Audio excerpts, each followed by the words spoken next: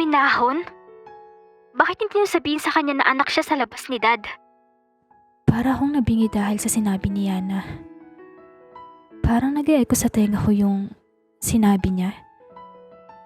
Bigla ring umiyak si Yana habang nakatingin sa akin ng masama. Ano? Hindi ka ba magsasalita? Hindi ba sinabi sa'yo ng magaling kong ama? Yana, Hindi ko maintindihan. Alin ang hindi mo maintindihan? Gusto mo paintindi ko sa'yo? Yang nanay mo, kabit ng tatay ko. Ha? Hindi totoo yan. Kung alam mo lang kung paano kami siraan ng nanay mo. Bakit nadamay si Ma'am? Ano ba ginawa ni Ma'am sa inyo? Kawawa ka naman at hindi mo alam. Hindi ba nakwento sa'yo ng malandi mong nanay na inagaw niya lang yung tatay mo sa amin? Hindi niya ba nakwento sa'yo na inaakit niya si Dad dahil nalaman niyang mayaman siya at yung nanay mo gustong makuha yun? Hindi niya rin ba nasabi sa'yo na anak ka ni Dad sa labas? Hindi totoo yan. Sinisiraan mo na naman ba kami? Sorry pero hindi ako katulad ng nanay mo na naninira ng pamilya. may kinuha si Yana sa aparador nila. Isang box yun at puro picture ang laman. At nagulat ako kasi nandun yung picture ni Dad. Nasa wedding siya at mas nasaktan ako kasi hindi si Ma'am yung kasama niya dun, kundi yung Ma'am ni Yana. Kasal kami ng dad mo. Sobrang saya namin noon dahil piniyayaan kami ng anak at si Yana yun. Pinalaki namin siya ng mabuti. Kung hindi mo natatanong, malapit si Yana sa dad nyo. Lagi silang magkasama. Tungtong ng 10 taon si Yana. At dun na nagka-problema. Biglang sumulpot yung mama sa bahay namin at nag-iiyak na panagutan ng anak nila. At ikaw yun, Kimiko. Nung una, hindi kami naniniwala. Pero lumabas sa DNA test na kadugo ka ng asawa ko.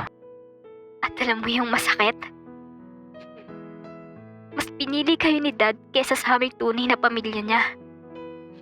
Iniwan niya kami ng ganun-ganun lang. Kaya naiinggit ako sa'yo, Kimiko, kasi kumpleto kayo. Habang ako, nangungulila. Hindi ko naranasan buo ang pamilya habang umaakyat sa stage nung graduate ako ng high school. Nagmamakaawa ako sa kanya na kahit isang araw lang, Kimiko. Isang araw lang samahan niya ako. Pero hindi. Mas pinili ka niyang samahan umakyat sa stage. At habang ako nakatingin sa inyo sa malayo, masaya kayo at nagtatawanan. Pero paano naman akong tunay na anak? Hindi ko ba pwedeng maranasan kahit na isang araw lang? Hindi ko ba pwedeng maranasan kahit sa konting oras lang? Ano bang meron sa'yo at ikaw yung pinili ng dad ko? Bigla siyang niyakap ng ma'am niya at pinapatahan sa pag-iyak. Hindi ko alam kung ano ang magiging reaction ko kasi sa sitwasyon na to, kaming dalawa niya ng biktima. Ngayon ko lang na-realize na uhaw siya sa atensyon ng ama. Uhaw siya sa pagmamahal ng isang ama. Gusto niya lang naman ng buong pamilya pero pinagkait sa kanya yun. Ngayon, naiintindihan ko na. Kaya pala ganun na lang ang galit niya sa akin. Kaya pala naiinggit siya sa akin kasi yun palang dahilan na dapat siya yung nakakaranas ng meron ako ngayon. Pero ano bang malay ko? Hindi ko nga alam na anak ako sa labas eh. Wala akong kamalay-malay na may nangyayari na palang ganun. Kaya pala, noong bata ako nagtataka ako kasi wala si dad nun. Ang sabi lang ni ma'am, nag-abroad lang. Tapos nagulat na lang ako biglang nandyan na siya. Sa sobrang bata ko pa noon, naniwala ako. Akala ko totoong nasa ibang bansa lang si Dad. S- Sorry. Wala akong alam. Hindi ko alam na may nangyari ng ganun. Sorry. It's okay, Kimiko. Wala kang kasalanan. Biktima ka lang din dito. Hindi ko pa talaga alam. Sorry, Yana. Hindi ko alam na may malalim palang dahilan kung bakit ka nagkakaganyan. I'm sorry. Yayakapin ko sana si Hana pero umiwas siya. Yana, hindi naman kasalanan ni Kimiko eh. Kaya sana wag mo siyang sisihin, anak. May tanong lang sana ako, Yana. Kasi may galit ka pala kay Ma'am. Pero bakit sinumbong mo ako sa kanya about sa amin ni Jay? Nung nakaharap mo siya, parang hindi ka naman galit sa kanya nun. Dahil gusto ko lang makita si Dad kahit isang beses lang. At akala ko pag ginawa ko yun, makukuha ko sa'yo si Dad. What do you mean? Baka sakaling magalit siya sa'yo at ayawang ka niya. Ako naman ang magustuhan niya. Pero hindi eh. Mahal na mahal ka ni Dad. Kahit pinalayas ka niya, pinoprotektahan ka pa din niya. Paanong protekta? Hindi ka niya hinayaan nung pinalayas ka ng mom mo. Kahit nasa malayo ka, may mga guard sa paligid mo nang hindi mo alam. Mabait si Dad, oo, pero yung iwan niya yung sariling pamilya niya, maling-mali eh. Mas masakit kay Yana yun kasi tinalikuran siya ng sarili niyang ama. Pasensya na ha, kung naging ganun trato sa iyo ni Yana. Sana maintindihan mo kay Miko. Mabait naman si Hana. Kaso kasi naapektuhan si Hana kaya nagbago siya bigla. Naiintindihan ko po, tita.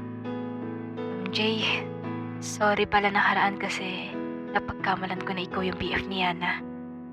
No problem po, tita. Ayos lang po. Bigla ko naalala na kasinungalingan lang lahat yun. Hindi aware ang mom niya kaya naaawa ako.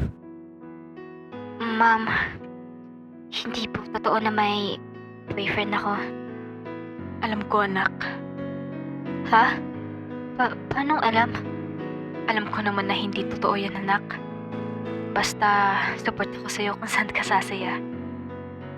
Kung sasaya ka doon, edi ikaw lang. Supportahan kita.